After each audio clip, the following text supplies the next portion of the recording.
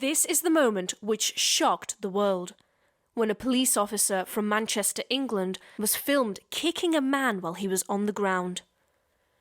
The surveillance footage sparked a viral campaign, with many saying the officer was at fault, and some even claiming police brutality. But when more footage was released, it revealed the officers involved had been attacked themselves and were trying to make an arrest. With newly released bodycam footage, we'll explore the Manchester airport attack, the outrage it caused, and the gripping trial that followed.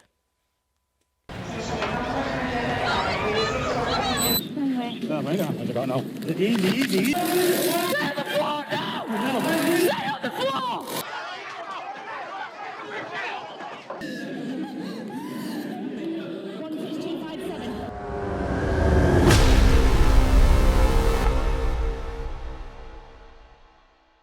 20-year-old Mohammed Amaaz and his brother 26-year-old Mohammed Amaaz had arrived at Manchester Airport on the evening of July 23, 2024, at around 7:30 p.m. to collect their mother, who'd just landed on a flight from Qatar. But as soon as they met her, they noticed she was visibly upset. She'd claimed she'd just experienced the worst 8 hours of her life and accused another passenger of racially abusing her throughout the entire flight.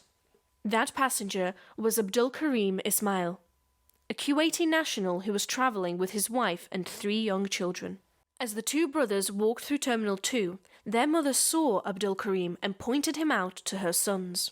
When surveillance footage was released, it revealed the exact moment the trouble started, as Mohammed confronted the man accused of harassing his mother. Abdul Karim was drinking coffee with his family in a nearby Starbucks, but he was about to find himself outnumbered and backed into a corner.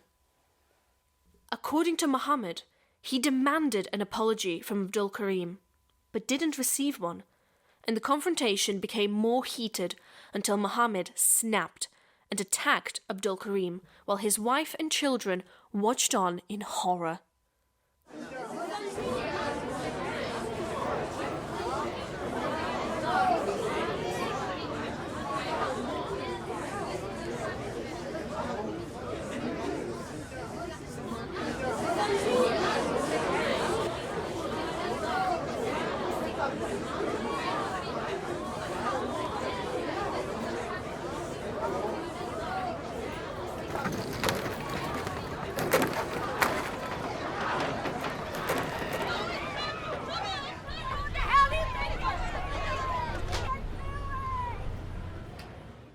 The manager of the Starbucks called the police immediately, but the suspects had already left before the police arrived and were making their way to the nearest exit.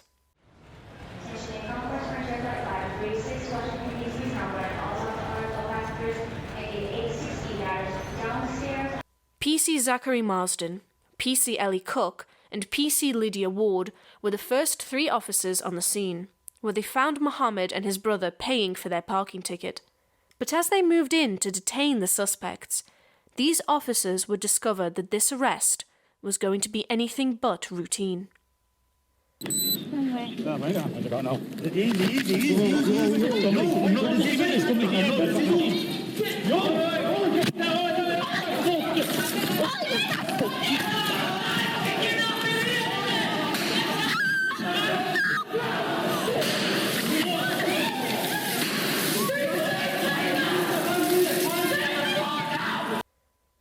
The altercation lasted for only 90 seconds, but in that time, Mohammed punched one officer while Mohammed punched all 3 officers and kicked PC Marsden in the head. But PC Ward would face the worst of the violence, as she was attacked so brutally she was knocked unconscious and left with a severely broken nose.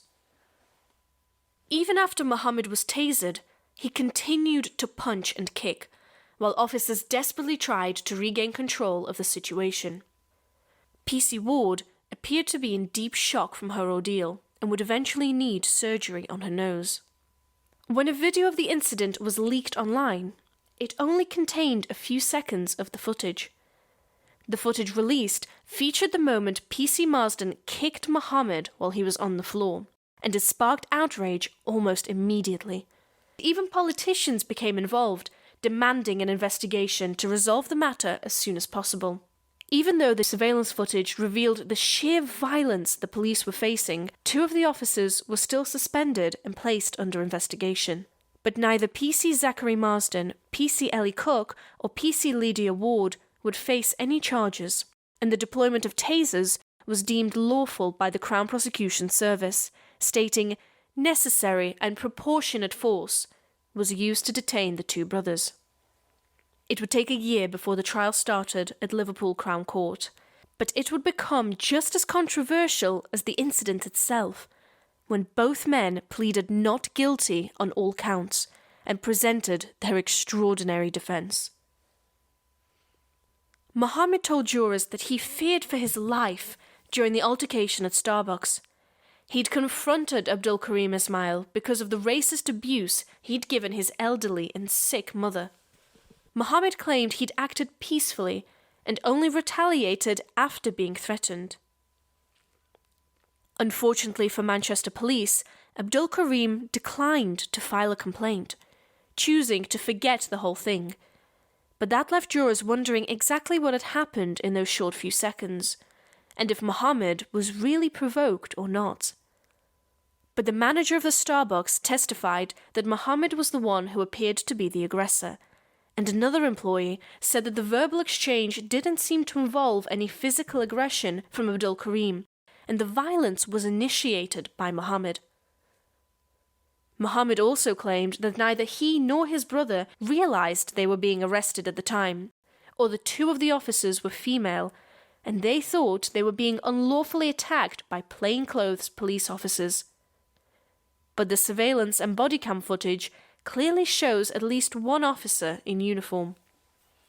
All 3 officers testified that they gave clear instructions and stated they were law enforcement, only retaliating after Mohammed and his brother repeatedly ignored the officers and physically attacked them without warning.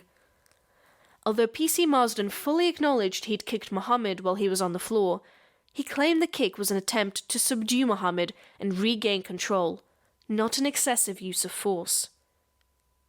That left jurors with the difficult task of deciding whether the 2 brothers' actions on July 23, 2024 were legitimate self-defense or criminal assault. After 10 hours of deliberations, Amaaz was convicted of assaulting PC Lydia Ward, causing actual bodily harm, and the assault of emergency worker PC Ellie Cook. However, the jury was unable to reach a verdict on whether Amaaz and Ahmad assaulted PC Zachary Marsden, causing actual bodily harm. Amaaz was also found guilty of assaulting Abdul Karim Ismail in the Starbucks incident earlier that day. When Amaaz is sentenced, he could find himself facing a lengthy sentence behind bars. Let us know what you think about this case in the comments. And don't forget to like and subscribe so you can keep up with the next exciting case on Caught and Convicted.